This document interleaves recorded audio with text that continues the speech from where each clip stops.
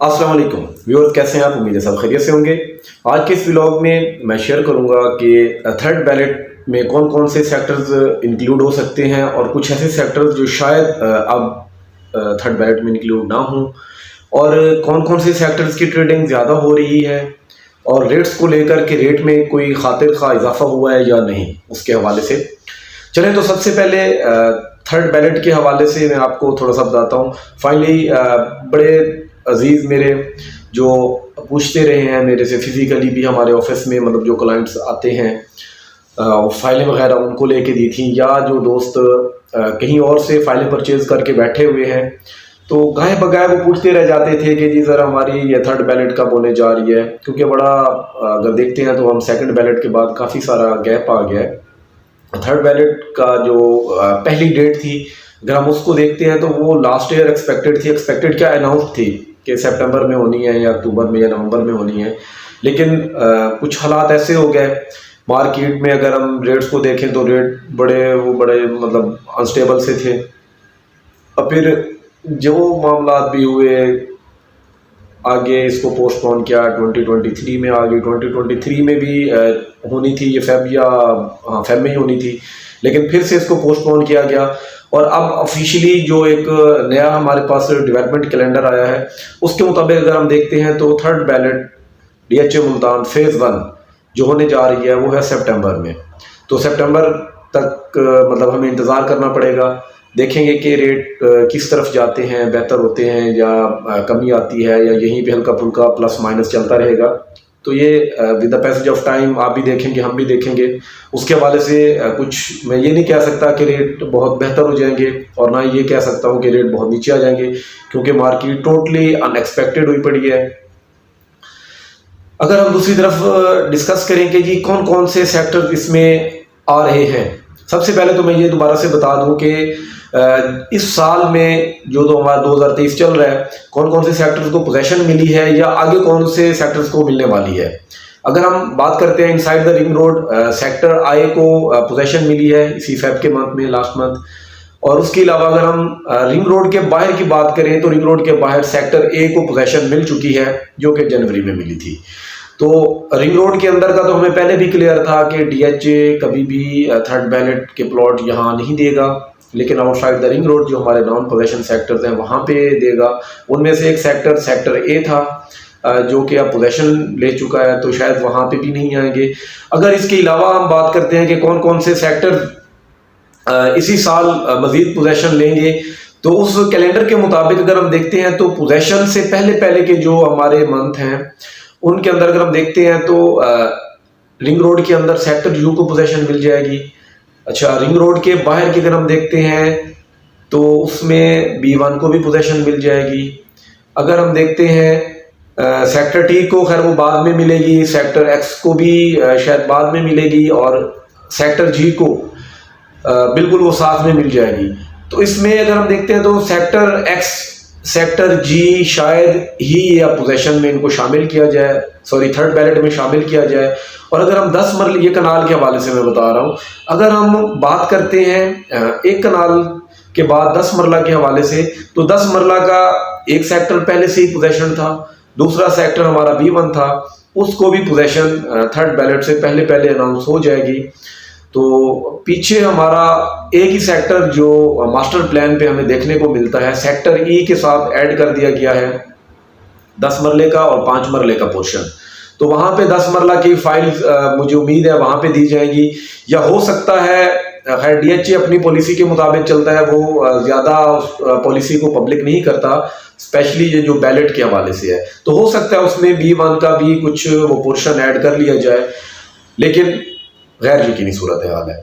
और अगर हम 5 मरला के हवाले से बात करते हैं तो 5 मरला में हमारे फिलहाल जो प्लॉट बिक रहे हैं वो सेक्टर पी है, सेक्टर टी है और सेक्टर वी है।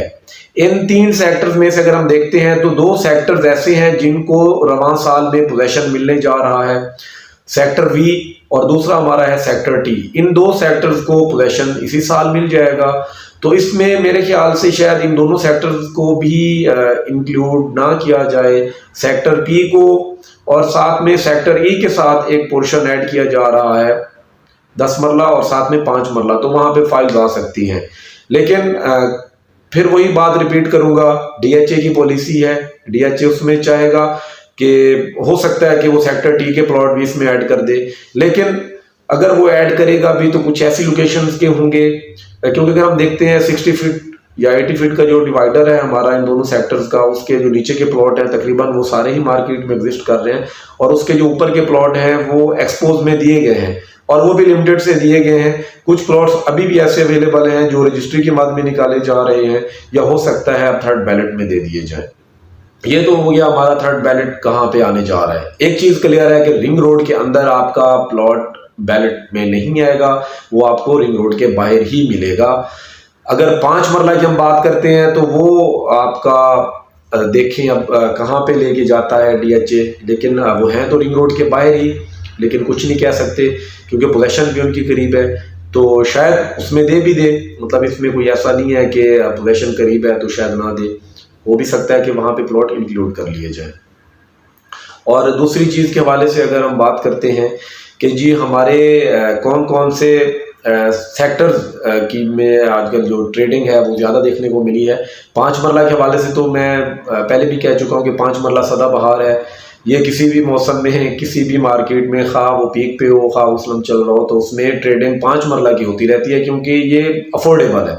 मतलब इसमें मिनिमम सा आपका बजट यूटिलाइज होता है, तो 5 मरला में ट्रेडिंग ज़्यादा हो रही है। अगर 5 मरला में भी हम बात करें तो सेक्टर टी या सेक्टर पी में ज़्यादा ट्रेडिंग देखने को मिली है। और 10 मरला की अगर हम बात करते हैं तो 10 मरला में सेक्टर B1 के अंदर अगर हम देखते हैं तो पिछले 1-2 वीक के अंदर मतलब रिक्वायरमेंट्स मार्केट में ज़्यादा देखने को मिल रही हैं। सेक्टर B1 में जाहिर सी बात है कुछ लोग मेरे से भी डिमांड कर रहे हैं कि सेक्टर B1 में हमें प्लॉट चाहिए, और मेरे अलावा भी कुछ लोगों से जाहिर सी बात है उनके जो क्लाइंट्स हैं उनसे जो वो डिस्कस कर रहे होते हैं। कुछ दोस्त मेरे से यूट्यूब पे आकर मेरे से मतलब वो डिस्कस कर रहे होते हैं, तो B1 में मतलब बायर आ रहा है।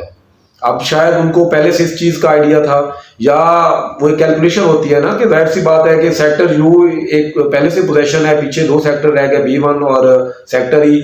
अगर B1 के हवाले से देखें तो वो पहले ही मैं आप लोगों से डिस्कस कर चुका कि वो पार्शली पोजीशन है, कि कुछ सेक्टर एरियाज ऐसे हैं जहाँ पे आप ऑन डिमांड ले सकते हैं पोजीशन, लेकिन अब खैर वो ऑफिशियली अनाउंस कर दिया जाएगा। ये 2 चीज़ें हो गई। और तीसरा अगर हम रेट के हवाले से देखते हैं तो रेट में कोई खातिर खा बेहतरी देखने को नहीं मिली। रेट में अगर हम देखते हैं तो वो या वहीं पे अप डाउन हो रहा है, मतलब कभी 50,000 लाख नीचे आ गया तो कभी 50,000 लाख ऊपर चला गया। ये है 5 मरला की जो नेचर है, या लाख 1.5 लाख मैक्सिमम इतना जो है वो फ्लैक्चुएट होता है, कभी नीचे तो कभी ऊपर।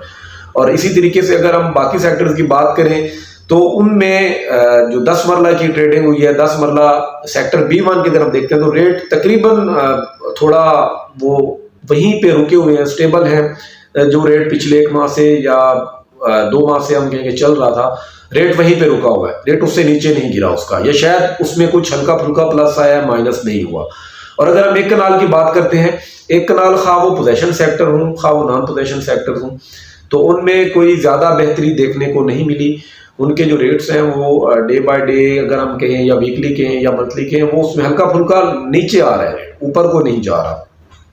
अच्छा, एक चीज़ जो यहाँ पे मैंने अपना वो एनालिसिस किया है कि 2 पोजीशन अभी रिसेंटली हुई है 2023 के अंदर, और दोनों सेक्टर्स का रेट नीचे को आया है। हालांकि उम्मीद ये थी कि शायद पोजीशन के बाद ये रेट गेन करेंगे, लेकिन वो रेट नीचे को आया है। तो मेरे ख्याल से अगर हम देखते हैं DHA मुल्तान की जो नेचर है, ये अभी फिलहाल इन्वेस्टमेंट के पॉइंट ऑफ व्यू से यहाँ पे लोग आ रहे हैं।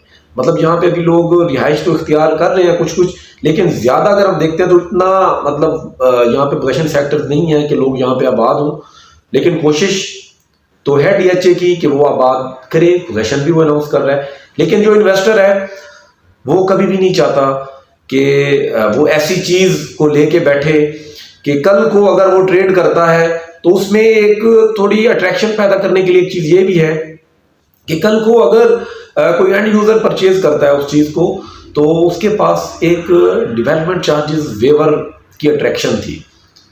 तो मेरे ख्याल से वो अट्रैक्शन सेक्टर ए में भी ख़त्म हो गई, सेक्टर आई में भी ख़त्म हो गई, कि अब आप बाउंड हैं कि आपने ग्रे स्ट्रक्चर बनाना ही है। अगर आप 1 साल के अंदर ग्रे स्ट्रक्चर नहीं बनाते तो आपको वो 21 लाख जो डेवलपमेंट चार्जेस हैं वो वेव ऑफ नहीं होंगे। तो जो अट्रैक्शन है, जिन लोगों ने घर बनाने थे वो शायद पहले लेके बैठे हुए थे, शायद ट्रांजैक्शन तो चल रही हैं आज भी, लेकिन वो लो रेट पे हो रही है। मतलब कोई ज्यादा उसमें इन्वेस्टमेंट की गर्ज से अगर हम कहें तो वो लोगों का रुझान नहीं है वहां पे। अगर जो भी बाय कर रहा है, आई थिंक सो वो वहां पे बाइंग इसलिए कर रहा है कि जिसने वहां पे घर बनाना है या जिसने लॉन्ग टर्म चलना है, मतलब मिनिमम 3 साल वो रुकेगा, प्लॉट लेके वो बैठ जाएगा, तो फिर जाके वो अपना प्लॉट दोबारा मार्केट में ट्रेड करेगा। और 3 साल में जाहिर सी बात है कि ये कुछ नहीं कह सकते कि सूरत हाल किसी भी कंट्री की कभी भी बेहतर भी हो सकती है और उसमें वो तनज़ली भी आ सकती है। वो कि हमारे मुल्क पाकिस्तान में अगर हम देखते हैं तो ओवरऑल पिछले साल 1.5 साल से मामलात नीचे की तरफ ही आ रहे हैं, कोई ज़्यादा बेहतरी देखने को नहीं मिल रही, क्योंकि डॉलर का जो रेट है वो भी बेकाबू सा है, मतलब कोई नीचे नहीं आ रहा। लोग डॉलर की तरफ चले गए, उन्होंने यहाँ से पेमेंट अपनी निकाली और उधर चले गए। अच्छा, एक चीज बातों से बात यहाँ पे एक आ गया कि पेमेंट निकाली, मतलब ये वो लोग हैं जिन्होंने जो बाइंग की थी वो सेकंड बैलेट अनाउंसमेंट से पहले की थी। मतलब अगर जो मेरी ऑब्जर्वेशन है, सेकंड बैलेट के बाद जब पीक आया, उस पीक में जिन्होंने प्लॉट यहाँ पे बाय किया था, परचेजिंग की थी, वो लोग अपना प्लॉट सेल नहीं कर रहे, उनको काफी लॉस होता है। उनका तकरीबन 30% जो है इन्वेस्टमेंट वो उनकी माइनस में है इस टाइम। तो वो लोग अपना जो प्लॉट है वो अपनी यहाँ पे जो चीज है वो उसको सेल आउट नहीं कर रहे। जो लोग सेल कर रहे हैं मेरे ख्याल से वो लोग हैं जिन्होंने प्लॉट सेकंड बैलेट से पहले फाइल्स ली थी, उनके प्लॉट मिले, या उससे पहले की इन्वेस्टमेंट करके रखी हुई थी, क्योंकि उनको आज भी गेन मिल रहा है, उनको आज भी लॉस नहीं है। आज भी अगर कोई सेल कर रहा है तो वो प्रॉफिट में जा रहा है। लेकिन वो कौन लोग हैं? वो सिर्फ वही लोग हैं जिन्होंने सेकंड बैलेट से पहले। अगर आज कोई वो बंदा सेल कर रहा है जो पीक में लेके बैठा था, तो उसमें मेरे ख्याल से ये होगा कि उसने पीक में भी अपने और भी प्लॉट लेकर या उससे पहले लेकर उसने कुछ चीजें अपनी निकाल दी और कुछ रख ली कि चले जी अब वेट करते हैं, मतलब जो हमारा प्रॉफिट था वो अपना उसने निकाल लिया और उसने हल्की फुल्की अपनी इन्वेस्टमेंट अभी डीएचए में छोड़ दी कि चले with the passage of time देखते हैं कि हम और क्या गेन कर सकते हैं। तो वो लोग अब सेल कर रहे हैं। तो इस वजह से अगर हम देखें तो मार्केट में रेट मतलब कोई ज्यादा तकड़ा नहीं हो रहा, रेट अभी या वहीं रुक रहा है या उससे नीचे आ रहा है। तो ये जब मामलात आगे थर्ड बैलेट की तरफ अब जा रहे हैं तो थर्ड बैलेट में देखते हैं कि फिर उस वक्त जो रेट निकलेगा, जाहिर सी बात है तब तक जो फर्स्ट बैलेट सेकंड बैलेट वाले जो प्लॉट्स होंगे वो सेल रिसेल होकर जिन हाथों में होंगे उनकी जो इन्वेस्टमेंट होगी वो थर्ड बैलेट के प्लॉट्स के इक्वल हो चुकी होगी या उनसे ज्यादा वो करके बैठे होंगे। तो उनका जो प्लॉट है उस वक्त अगर वो सेल करेंगे थर्ड बैलेट के बाद, या थर्ड बैलेट के जो प्लॉट आएंगे वो सेल करेंगे जीरो डेवलपमेंट चार्जेस के साथ, तो उनके लिए मेरे ख्याल से काफ़ी गेन होने वाला है।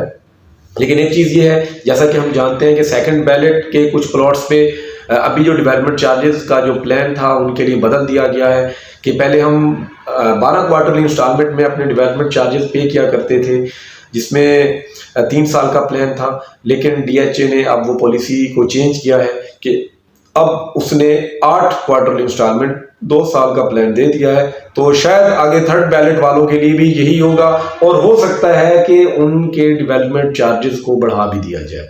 ये खैर वक्त से पहले कहने वाली बात है, लेकिन ऐसा मेरा मानना है कि हो सकता है थर्ड बैलेट पे जब भी डेवलपमेंट चार्जेस को इम्प्लीमेंट किया जाएगा तो इनको जो प्लान मिलेगा वो प्लान हो सकता है 21 लाख डेवलपमेंट चार्जेस के साथ ना हो, वो प्लान 21 लाख से ज्यादा का हो सकता है। ये एक मेरी वो समझ बूझ के मुताबिक ऐसा होगा। और जो प्लान दिया जाएगा उनको, वो प्लान तो डेफिनेटली फिर अब 2 साल का ही आगे मेरे ख्याल से दिया जाएगा। तो ये चीज़ें थी जो मैंने आपके साथ शेयर की हैं। अभी भी वक्त है, जो लोग थर्ड बैलेट में आना चाह रहे हैं वो थर्ड बैलेट में है, और कुछ लोग जो 10 मरला के हवाले से या 5 मरला के हवाले से आना चाह रहे हैं, अगर वो थर्ड बैलेट का रुख नहीं करना चाहते तो सेक्टर B1 सेक्टर U कहीं पे भी आप अपनी अपॉर्चुनिटी ले सकते हैं। अगर हम सेक्टर B1 को सेक्टर U के साथ कंपेयर करें तो सेक्टर यू नीचे रह जाता है। वो कि उसकी लोकेशन अच्छी है, इन्वेस्टमेंट के लिए सेक्टर B1 ऊपर आ जाता है। वो क्यों ऊपर आ जाता है? वो इसलिए कि उसमें आपके पास अभी डेवलपमेंट चार्जेस वेवर का ऑप्शन मौजूद होगा। अभी आपको वो स्कीम मिलेगी कि जब आपको पोजेशन मिलेगी, पोजेशन के साथ आप जब ग्रे स्ट्रक्चर बनाएंगे तो आपको 13 लाख डेवलपमेंट चार्जेस का वेव ऑफ हो सकता है। तो वो अट्रैक्शन उसमें मौजूद है। लेकिन अगर हम दूसरी तरफ जाते हैं सेक्टर व्यू में, तो सेक्टर व्यू के पास अगर ये अट्रैक्शन मौजूद नहीं है तो उसके पास लोकेशन बहुत तकड़ी है, उसकी लोकेशन बहुत अच्छी जगह पे मौजूद है। चाहे आप आउट ऑफ सिटी जाना चाहें तो भी लोकेशन अच्छी है, अगर आप सिटी के अंदर आना चाहें तो भी आपके लिए लोकेशन बहुत अच्छी पड़ी हुई है। वो वाली मुल्तान पब्लिक स्कूल दोनों साइडों से तकरीबन दरमियान में जाके बन रहा है। अगर हम बात करें बिजनेस केयर की तो वो भी दरमियान में पड़ रहा है। लेकिन यू सेक्टर 10 मरला के पास पाकिस्तान स्क्वायर मौजूद है, साथ में एजुकेशनल हब मौजूद है, साथ में स्पोर्ट्स कॉम्प्लेक्स होगा, साथ में मेन बुलेवार्ड होगा। वो चीज़ें उसके पास ज़्यादा हैं। इन फ्यूचर ये फीचर्स सेक्टर यू के पास ये मतलब उसको एज देंगे। बाकी अगर एक कनाल के हवाले से आप देखते हैं या 5 मरला के हवाले से मैं यहाँ पे पहले बात करना चाहूँगा। 5 मरला के हवाले से जैसा कि हमें पता है डेवलपमेंट प्लान के मुताबिक 5 मरला सेक्टर टी और सेक्टर वी को इसी साल पोजेशन मिल जाएगी और साथ में 8 मरला सेक्टर बी को भी पोजेशन अनाउंस कर दी जाएगी। तो अगर अभी आप इन्वेस्टमेंट करना चाहते हैं तो सेक्टर टी में आप इन्वेस्टमेंट करें या सेक्टर बी में इन्वेस्टमेंट करें तो यहाँ पे आपको अच्छा रेट मिल सकता है। इन फ्यूचर आप प्लॉट लें। एक चीज़ मैं यहाँ पे कहूँगा एट द एंड कि अपनी इन्वेस्टमेंट को आप यूं ना करें कि आपने आज प्लॉट खरीदा है और आप कहें जी मैंने 2 माह बाद 3 माह बाद इसको सेव करना है। आप कम से कम मेरे ख्याल से 1 साल आपको होल्ड करना चाहिए। 1 साल नहीं तो 8 माह आपको होल्ड करना चाहिए। अगर आप 8 माह नहीं कर सकते, बल्कि अब करना पड़ेगा क्योंकि थर्ड बैलेट तकरीबन आपकी 8 माह के करीब करीब जाके आपका ड्यूरेशन 7-8 माह बनता है। तो आप थर्ड बैलेट तक आप लाजमी, अगर आज बाय करते हैं तो थर्ड बैलेट तक आप लाजमी जाएं। अगर आप थर्ड बैलेट के करीब करीब बाइंग करते हैं तो फिर भी आपको 8 माह 1 साल लाजमी वेट करना चाहिए, क्योंकि 8 माह 1 साल लगता है कि मामला जो नीचे आए हुए हैं उसमें बेहतरी आ जाए। अगर बेहतरी है तो उसमें मजीद बेहतरी की भी खैर हो सकती है और उसमें डाउन भी हो सकता है, डाउनफॉल भी आ सकता है। लेकिन अगर हम मौजूदा हालात को, क्योंकि मैं देख के बात कर रहा हूँ कि पिछले 1.5 साल से डाउनफॉल चल रहा है, रियल स्टेट पाकिस्तान की नीचे आई है। गो के रियल स्टेट के अलावा भी जो बिजनेस हम देखते हैं उसमें वो देखते हैं तो वो नीचे आया, गिरावट हमें देखने को मिली है। तो ये ओवरऑल पाकिस्तान के किसी भी बिजनेस के साथ ये सूरत हाल चल रही है। आप अगर इन्वेस्टमेंट करते हैं ये राइट टाइम है आपके लिए इन्वेस्टमेंट का। अपनी समझ बूझ के मुताबिक अपने दोस्तों से मशवरा करके, जो आपके एक्सपर्ट्स हैं जो आपके साथ जुड़े हुए हैं उनसे मशवरा करें कि कहाँ पे इन्वेस्टमेंट करनी चाहिए। इन्वेस्टमेंट करें और कम से कम 8 माह आपको वेट करना चाहिए। 8 माह सिर्फ आपकी वजह से क्या हुई तो 1 साल आपको मस्ट वेट करना चाहिए। अगली वीडियो तक के लिए इजाज़त दीजिए। अल्लाह हाफिज़।